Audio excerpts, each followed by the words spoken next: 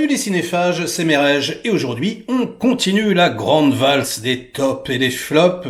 Et aujourd'hui c'est le tour des top films français. J'ai sélectionné 10 films. Alors 10 films c'est pas mal, surtout en ce qui me concerne. Vous le savez, le cinéma français, j'ai beaucoup de mal, et surtout avec le cinéma commercial, parce que on va pas se mentir, il y a quand même un pan du cinéma, le cinéma d'auteur, qui arrive encore à nous offrir quelques pépites, et d'ailleurs, il y en aura dans ce top, donc ça fait plaisir, mais c'est vrai que globalement, quand il s'agit de films de genre, de blockbusters, je suis quand même relativement déçu, voire parfois un petit peu effrayé, ou interrogatif, quant à la qualité des trucs qu'on nous offre, qu'on propose. Puis alors en plus, là, ça s'arrange pas, avec tout ce qui arrive sur Netflix, sur Amazon, bref, c'est particulier. On se demande un petit peu si il y aurait pas un petit problème de consanguinité, comme ça, un petit problème de prise de risque, un petit problème de travail, tout simplement, si c'est pas fait un petit peu à la va comme je te pousse, genre on s'en branle complètement, on a l'impression, on répète pas, on prépare que dalle, allez, on te met une affiche avec une star, un concept, et puis c'est réglé. Mais 2021, quand même, je dois vous avouer que j'étais particulièrement satisfait, puisque on a eu énormément de films, et des films qui étaient pas forcément exceptionnels. Je pense par exemple à Boîte Noire, à Médecin de nuit par exemple, L'événement, il y a eu Oxygène, il y a eu Onoda par exemple, que beaucoup ont adoré. Moi, ce sont des films que j'ai pas aimé, j'ai pas adhéré à 100%, je suis pas rentré dedans. Mais voilà, par exemple, ceux que je viens de vous citer, ils sont quand même relativement intéressants, il se passe beaucoup de choses dedans, il y a de la mise en scène. Bref, je m'égare et on va tout de suite passer à la 10e place. Et on va tout de suite commencer avec Barbac de Fabrice Eboué, qui a fait ses armes notamment au Jamel Comedy Club. C'est pas le mec le plus subtil de la planète, mais je vous avoue que son petit côté politiquement incorrect, caustique, me fait souvent rire. J'aime pas mal ses sketchs, je le reconnais. Et du coup, j'étais assez curieux de voir ce qu'il allait donner avec ce film, un film anti-vegan qui n'a jamais eu envie de prendre un shotgun et de tirer à bout portant sur un vegan extrémiste lors d'une soirée. Pas vous, moi ça m'est déjà arrivé, franchement, parfois les discours m'horripilent. Pas que je trouve ça complètement débile d'être vegan, au contraire, c'est super, moi j'ai une fibre écolo, mais c'est juste le discours, Comme je l'avais dit dans ma critique, j'ai eu une fois quelqu'un qui m'a dit « Et la vie d'un rat a autant d'importance que la vie d'un homme ?» Moi ce genre de truc ça passe pas forcément, et du coup j'avoue que le côté un petit peu cruel du film m'a bien fait marrer, puisqu'en gros c'est un couple de bouchers qui se retrouvent à vendre de la viande humaine. Alors ça fait penser au boucher vert, moi je l'ai pas vu, apparemment ça serait une sorte de plagiat, quoi. Oh là là, copie comique. Appelez-le moi tout de suite. Moi, je l'ai pas vu, donc je peux pas faire de comparatif. En tout cas, ce que j'ai particulièrement apprécié, puisque le film, on va pas se mentir, n'est pas exceptionnel, c'est pas extrêmement bien réalisé, par exemple, mais c'est les dialogues extrêmement drôles, les comédiens, Marina Foïs et lui, qui sont mortels, qui jouent au premier degré. Moi, j'adore ça, quand on surjoue pas les émotions, genre je suis fou et je me mets un entonnoir et je suis fou. Là, on n'est pas du tout là-dedans. On est un peu plus dans la veine de Didier, par exemple, de Chabat, qui me fait mourir de rire. Et c'est le film où je me suis marré le plus, mais vraiment, toute la salle rigolait. Alors moi, c'était à gorge déployée. J'ai pris un super kiff. Franchement, j'ai trouvé ça vraiment, vraiment très, très drôle.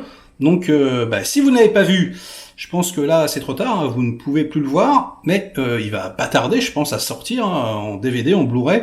Donc voilà, si vous avez l'occasion, franchement... donnez-lui une chance. C'est globalement, les comédies françaises, je vous le dis, des films que j'aime pas, mais là, c'est une exception, donc ça m'a fait plaisir. Je l'ai mis dans mon top. Moi, j'aurais pu mettre autre chose, mais franchement, je me suis tellement marré, j'ai pris tellement de plaisir que je trouve que ça mérite sa place, et on passe tout de suite à la 9e place. Et j'ai choisi De bas étage de Yacine Kina avec Soufiane Guerab, que j'aime beaucoup, un excellent comédien. Et c'est une sorte de thriller comme ça social, où il se passe pas grand chose. La réalisation, elle est très très sobre, hein, c'est voilà, hein, typiquement le genre de film, on ne remarque quasiment pas la caméra, on se concentre vraiment uniquement sur voilà le jeu des comédiens, et on va suivre l'histoire de Mehdi, un trentenaire galérien qui gagne sa vie en survivant. Voilà, c'est un cambrioleur, il perce des coffres-forts, il est complètement hermétique à la société, tout ce qu'on peut lui proposer comme travail, par exemple, ça l'intéresse pas du tout. C'est quelque part un anti-héros, une sorte d'adolescent, quelqu'un qui ne veut pas grandir. Il y a une histoire d'amour avec une ex. En gros, voilà, ils ont eu un enfant ensemble. Il adore son enfant. Elle en peut plus de ce mec, quoi. Elle a envie de changer de vie, quoi. Il vit encore chez sa mère, par exemple, hein, et comme il a pas de travail, il peut pas justifier de revenus, donc il peut pas louer un appartement. Donc c'est un vrai tue-l'amour. Elle, bah voilà, elle s'éloigne de lui de plus en plus, et il essaye de la reconquérir. Donc voilà, il y a tout plein de questions. Hein. Ce film soulève énormément de choses sur un état d'esprit comme ça, hein, en tout cas moi j'ai pu ressentir à une certaine période de ma vie, quoi, où en gros on fait du surplace et on trouve pas du tout justement sa place dans la société. Et c'est extrêmement subtil. Les acteurs sont tous vraiment parfaits, j'ai trouvé. C'est très très bien écrit. C'est pas du tout spectaculaire. Il se passe pas des milliards de choses, hein. C'est très sobre, mais voilà, c'est un film qui m'a profondément touché. C'est pas très très connu, hein. J'ai quasiment entendu personne en parler, à part évidemment mon cher collègue Samir de la chaîne Microciné, je crois d'ailleurs qu'il l'a mis dans son top également. Et effectivement, c'est un excellent film, vraiment poignant, donc je vous le recommande chaudement. Et on passe tout de suite à la 8e place. Et j'ai choisi À l'abordage de Guillaume Braque, avec notamment Eric Nanchuang, qui est vraiment assez prodigieux, j'ai trouvé. C'est un film très très simple encore, hein, pareil, au niveau de la mise en scène, vous attendez pas à des envolées de malades, hein, c'est vraiment, encore une fois, un style qui s'efface et qui va beaucoup plus essayer de capter le réel, quoi. Typiquement français, hein, j'ai envie de vous dire. Et donc on va suivre l'histoire de Félix, la vingtaine. Il travaille à Paris et un soir, il a envie de faire la fête, voilà, sur les quais de Seine, c'est au mois d'août. Et il va danser, et là il danse avec une nana, très jeune, 22 ans, Alma, qui est pas du tout, mais alors pas du tout de son monde, hein, elle habite à l'autre bout de la France, mais il va tomber quasiment amoureux d'elle instantanément, et du coup elle va un petit peu l'obséder. Le lendemain, elle retourne chez elle, hein, là, elle prend le train, voilà, elle habite au bord d'une rivière, comme ça c'est un peu idyllique, et lui, il décide de lui faire une surprise, et donc en gros, voilà, il fait un blablacar, il emmène un pote à lui, et hop, il dit, allez, viens, on va s'amuser, etc. Ils prennent une semaine de vacances, ils vont faire du camping, et hop, il essaie de la retrouver, parce que voilà, il a envie de conclure avec elle, hein. On va dire que son but, c'est un petit peu le but de tous les persos, en gros, hein. C'est de coucher avec la fille, hein. C'est un petit peu ça. Et évidemment, rien ne va se passer comme prévu. Et si je voulais être un petit peu méchant, je dirais que c'est une sorte de camping paradis, hein. Vous savez, la série cauchemardesque, hein, sur TF1, sauf que là, c'est bien.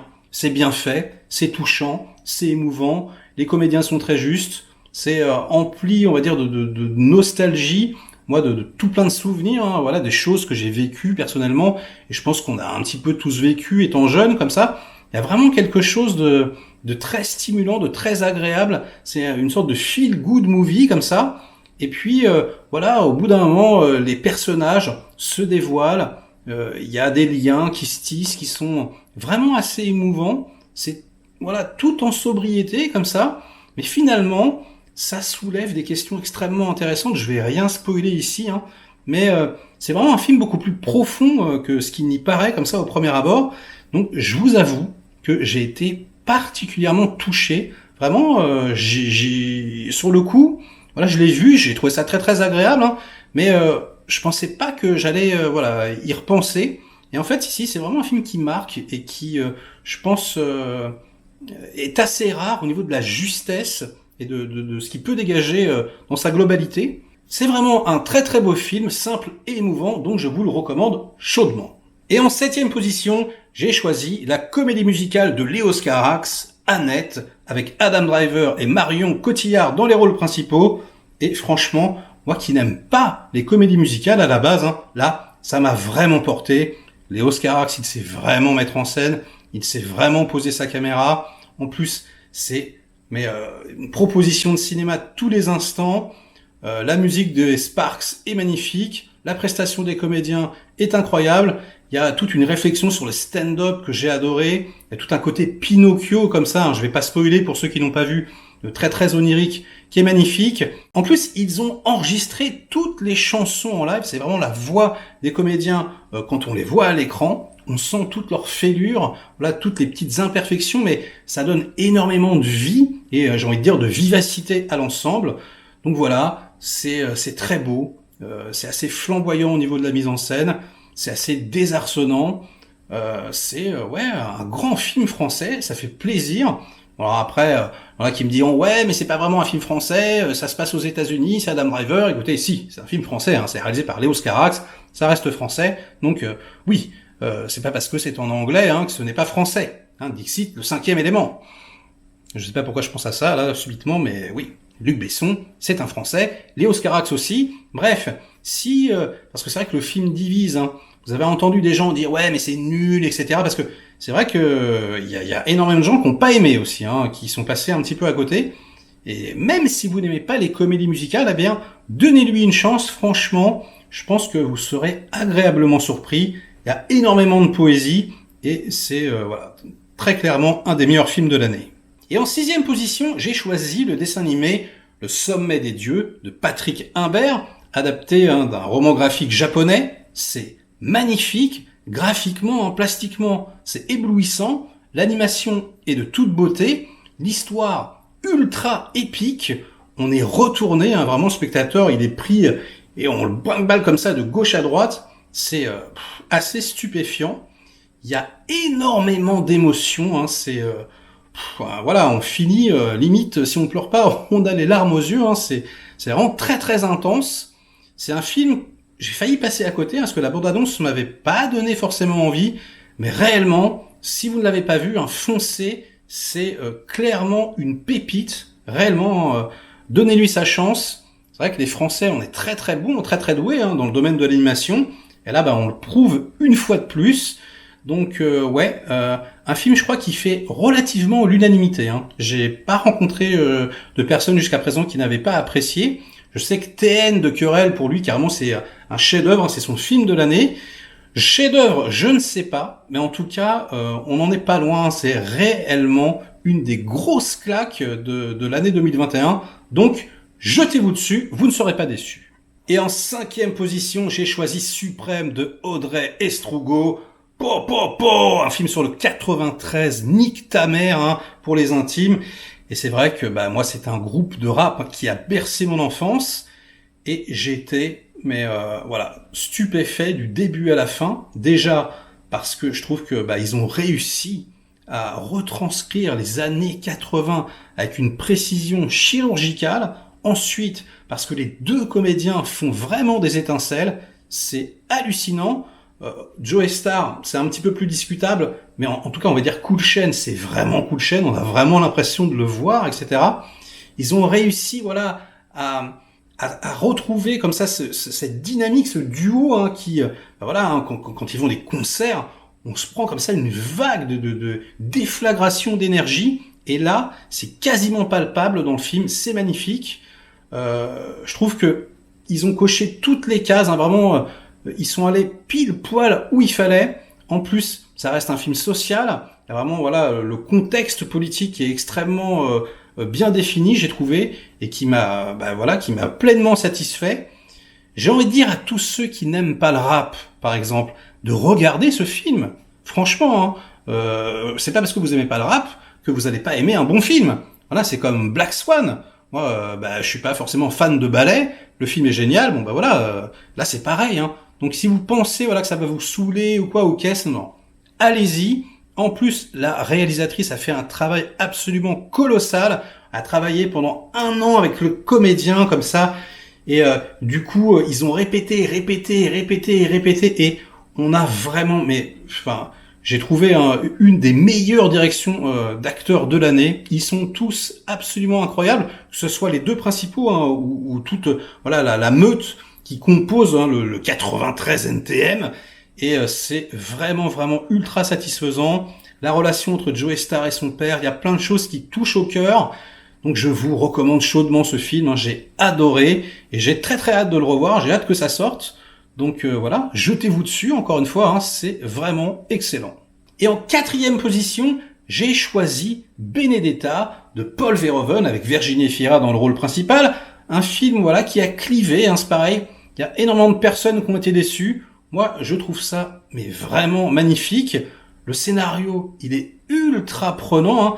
Comme d'habitude avec Verhoeven, on est sur une ligne comme ça. On sait pas trop quoi penser. C'est une sorte de total recall en fait, hein, quelque part. Hein. Voilà. Est-ce qu'elle est folle? Est-ce qu'elle a vraiment des visions? Est-ce que c'est les deux? Ben, je vais rien vous spoiler. Hein. Voilà, regardez le film. Voilà, il y a une romance lesbienne, pareil, qui est quand même pas piquée des hannetons, surtout à cette époque-là. Hein, des images. Ah, vous allez voir comment on utilise une petite vierge en bois, par exemple, hein, qui franchement imprime la rétine. C'est très beau. Il y a des comédiens assez flamboyants, notamment Charlotte Rampling, qui est incroyable.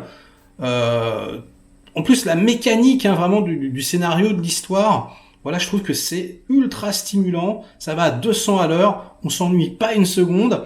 Alors oui, c'est un Verhoeven, on va dire version française, quoi. Donc c'est beaucoup moins ostentatoire que ces films américains et même que certains films hollandais. Hein, c'est plus français, quoi, on dira. Mais moi, ça m'a pas dérangé. Hein. Je trouvais que ça manquait pas d'ampleur pour autant. Donc non, hein, c'est pas un film à 200 millions de dollars, c'est clair, mais ça reste formellement ultra satisfaisant. Il y a énormément de plans qui restent, hein, qui impriment la rétine. Ah, c'est Polo en même temps, hein, il sait y faire. Donc ouais, à son âge, livrer un truc comme ça, ben, ça force le respect. Hein, voilà, c'était un peu l'année des grands-pères aussi, les Ridley Scott et tout, hein, qui vous sortent des films de cette qualité à leur âge, franchement, chapeau melon. Donc c'est pareil, hein, si vous avez entendu de mauvais retours, moi je vous le dis, hein, ne les écoutez pas, donnez sa chance à Benedetta, c'est magnifique. Et on passe tout de suite au top 3. Et en 3e position, j'ai choisi France de Bruno Dumont, avec Léa Seydoux et Blanche Gardin dans les rôles principaux. Alors c'est assez marrant, hein, ce film, c'est un petit peu la version française de Don't Look Up, hein, voilà, qui cartonne en ce moment sur Netflix. On suit l'histoire de France demeure. J'adore le jeu de mots, hein, déjà. Hein. La France se meurt, peut-être, on ne sait pas. Hein. Et puis voilà, France et France. Donc c'est vraiment un film qui parle de la société française. Et c'est un portrait au vitriol, on va dire. Donc Léa Seydoux, en gros, elle joue la star, voilà, des journalistes françaises, a des posters partout, on la reconnaît, on lui demande des autographes. D'ailleurs, elle s'auto-proclame quasiment meilleure journaliste de France. Elle est assez insupportable. Elle a comme ça en plus une double casquette puisqu'elle est journaliste d'investigation également. Elle va sur le terrain, voilà, par exemple, faire des reportages chocs sur les migrants, comme ça, elle se met un casque, il y a des explosions derrière et tout. Elle prend un peu de risque. Et finalement, alors oui, hein, c'est très très critique. Hein, il y a en même temps, voilà, hein, Dumont il mélange tous les genres. Et du coup, dans une même scène, on peut rigoler. Vraiment, c'est très très drôle. Et en même temps, se demander qu'est-ce qu'il est en train de faire. Et puis après, on peut être choqué, quoi. Parfois, on peut même être énervé. Hein, c'est assez marrant, hein, toutes les émotions, comment il s'amuse comme ça à tordre, on va dire un peu les clichés, les médias comme ça. Hein, les rouages, les mécaniques de la mise en scène, par exemple, une scène hallucinante, hein, vous allez voir, elle dirige, comme dans un film, les soldats qu'elle est allée filmer. Vas-y, mets ta mitraillette en haut, passe à côté de la caméra, regarde, ouais, c'est bien, coupez, action. C'est assez incroyable. Donc du coup, au bout d'un moment, on va la détester. Et là où c'est très très fort, c'est qu'au bout d'un moment, en fait, elle se rend compte, en gros, de la vacuité du monde qui l'entoure. Et du coup, elle se met à rentrer dans une dépression. Et là, le film change complètement et devient beaucoup plus poétique, beaucoup plus, on va dire, onirique, avec une musique absolument sublime. Donc c'est Christophe qui a fait la musique. C'est, au niveau de l'atmosphère, mais assez, on va dire, hypnotisant. Un truc à la Blade Runner, un peu, je sais pas comment le décrire. Mais c'est vraiment, vraiment de toute beauté, quoi. J'ai trouvé ça, vraiment, ça m'a profondément marqué. Léa Seydoux, hein, qui arrête pas de se faire bâcher, quasiment non-stop. Hein. Là, elle est, mais stupéfiante. Franchement, je pense que c'est son meilleur rôle. Je l'ai trouvé magnifique, mais vraiment, quoi. Et j'ai pas envie de vous spoiler particulièrement, mais donnez sa chance au film, hein, vraiment, si vous avez aimé Don't Look Up, bah c'est la version française, peut-être plus subtile, hein, c'est pas très très dur, c'est vrai que c'est pas forcément subtil Don't Look Up, mais voilà, il y a vraiment des questions métaphysiques soulevées, il y a une ambiance, vraiment une atmosphère, mais assez exceptionnelle. Et là, je viens de le voir, hein, donc c'est très frais, mais ça m'a vraiment retourné. J'ai hésité. Hein. Est-ce que je le mets en premier, en deuxième, en troisième? Alors là, bon, il est en troisième, mais réellement, il aurait mérité sa place en premier, je pense. C'est vraiment l'un des meilleurs films de l'année. Donc jetez-vous dessus si vous ne l'avez pas vu. D'autant plus qu'il se fait bâcher, j'ai vu ça. Hein. Les critiques en général n'ont pas aimé. Je ne comprends pas. Hein. Moi, j'ai trouvé que c'était vraiment admirable. Et moi qui suis pas forcément d'habitude la carrière de Bruno Dumont, ça m'a vraiment donné envie de voir tout ce que j'ai pu rater. Donc je vous avoue que là, on tient une putain de pépite. Et à la deuxième place, j'ai choisi la Palme d'Or de Julia Ducournau, Titane, avec Agathe Roussel et Vincent Lindon. Ce film, c'est pareil, hein, on aime ou on déteste. Moi, j'ai trouvé ça absolument génial. Je vous avoue que la première partie, enfin, les 20 premières minutes, j'avais un petit peu peur. Je me suis dit, oh non, oulala, dans quoi est-ce qu'on tombe? Et puis alors, quand ça commence à se décanter, quand on comprend vraiment de quoi ça parle, c'est relativement magnifique. Pour un film français, c'est extrêmement original. En plus, c'est graphiquement très très beau. Direction d'acteur au top. Je trouve que il y a un petit côté, on va dire Cronenberg, mais sans que ça soit singé non plus. Hein. C'est juste que c'est quelque part un petit peu du body horror. J'en dis pas plus parce que sinon, je vais vous spoiler une scène majeure. Mais il y a énormément d'images qui restent. Je trouve que c'est vraiment le cri d'une cinéaste qui prend au cœur, qui prend aux tripes. J'avais beaucoup aimé Grave, mais là vraiment, je trouve qu'elle a passé un cap, elle a passé un palier. Il y a énormément de choses dans le cadre, des petits détails, des connexions entre les persos. C'est vraiment un film extrêmement travaillé, extrêmement intéressant, assez intense, assez palpitant. Donc je sais pas de quel côté vous serez, est-ce que vous allez adhérer ou pas, mais en tout cas, il faut vraiment lui donner sa chance, parce que je sais que beaucoup ont détesté. Écoutez, on en parlera dans les commentaires, hein, certainement, je pense plus que pour les autres, parce que c'est vraiment peut-être le film qui a le plus clivé cette année. Moi personnellement, je trouve que la Palme d'Or est complètement méritée. En plus, c'est sorti en Blu-ray, en DVD, donc jetez-vous dessus. Et en première position, j'ai choisi les Olympiades de Jacques Audiard avec Lucie Zhang, Makita Samba et Noémie Merlan. Et c'est absolument délicieux ce film, mais une caresse de tous les instants, quoi, mais un bonheur. Mais je vous assure, allez voir ma critique si ça vous intéresse. J'étais sur un petit nuage comme ça dans du coton. Voilà, les relations amoureuses nouvelle génération. En plus, le 13e, les Olympiades, ce quartier, moi j'adore le cinéma asiatique, donc c'est vraiment un quartier que je connais extrêmement bien. Et là, on le voit d'une toute autre façon. Le noir et blanc est magnifique. Toutes les histoires d'amour semblent parfaitement réelles, palpables. Les comédiens sont stupéfiants. La musique est magnifique. La mise en scène, pour du Audiard, c'est pareil, c'est pas comme d'habitude, j'ai trouvé ça plus travaillé, plus esthétisant, et je vous avoue que ça m'a bien plu, franchement. Ça faisait un petit moment qu'il m'avait perdu, le père Audiard, et notamment avec Dipan, où je peux pas, ce film, je déteste. J'arrive pas à comprendre comment il a pu réaliser ce film, enfin bref. Mais alors là, c'est vraiment un retour en force, adapté, pareil, d'un roman graphique américain. Là, il a transposé les choses dans le 13e. C'est absolument sublime. Un film vraiment qui vous donne envie d'aimer, et qui vous caresse de haut en bas. Je sais pas comment le dire, C'est absolument divin. J'ai adoré ça. Jetez-vous dessus. S'il passe encore, allez le voir. Et quand il sortira en DVD, Blu-ray, mais alors là, vraiment, c'est immanquable. Et j'ai envie de vous dire, ça sera tout. Voilà pour ce top 10 du cinéma français. Alors, c'est vrai que j'ai pas chroniqué beaucoup de ces films sur ma chaîne, parce que voilà, ça fait pas énormément de vues, mais finalement avec le recul, peut-être que j'ai eu tort. Dites-moi dans les commentaires, est-ce que voilà dans l'année, vous êtes intéressé, peut-être que que je fasse moins de blockbusters, parce que c'est plus mon genre de prédilection, peut-être moins de séries, moins de Star Wars, moins de Marvel, et peut-être un petit peu plus de cinéma français.